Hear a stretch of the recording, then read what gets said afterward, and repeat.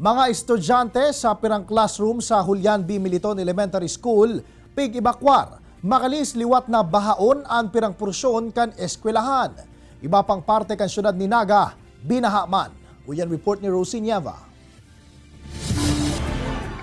Ngunya na aldaw, apay na nagpreparar ang mga aki sa Julian B. Militon Elementary School sa Barangay Concepcion, Pequeña, Naga City, nganing maglaog sa saindang klase. Ani ba kaya sa mga ini, ginibo na ngunyan ang saindang first periodical test.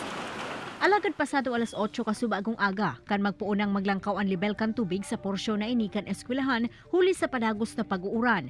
Huli kay ni marikas na pig-ibakwar ang mga estudyante sa covered court na ini nganing mailikay sa anuman na peligro. Ang magurang man na si Anjanette, tulos na nagpasiring sa eskwelahan nganing sundoonan sa iyang aki. Dawa kaya piglilikay man kan mga partukdo sa peligro ang mga estudyante, alagad na inya malikaya na maghandal sa seguridad kaini. Sa araw kong mga parent, talagang araw ka yung makatakot ko baga munta. Dahil taman masabi ang disgrasya. Day naman natapos ang bilog na eksaminasyon kan mga estudyante ni Teacher Cecil ngunya na aldaw.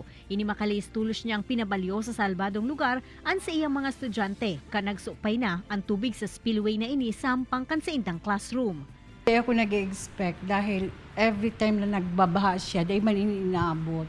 Pero ngunyan po talagang worse na. Para man sa principal kan eskwelahan, maut mangkutaan na niya na magkaigwanan ng mga bagong classrooms na salbado sa mga pagbaha. Alagad nasasabutan man niya na kaipuhan ng dakulang pondo kan DepEd asin kan lokal na gobyerno kan syudad ni Naga para digdi.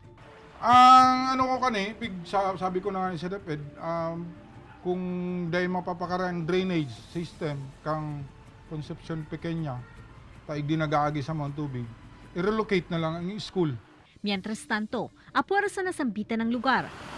Nagkapirang porsyon man kan barangay Kalawag, Naga City ang binaha kasubagong aga. Sigun sa sarong residente, haros normal na ini para sa inda, urog na takada mauranin makusog, pirmi naman sindang pigbabaha. Normal na po ni Igdi, dahil mo na si kasong maray, ang mga drainage, dahil mo na papakaray.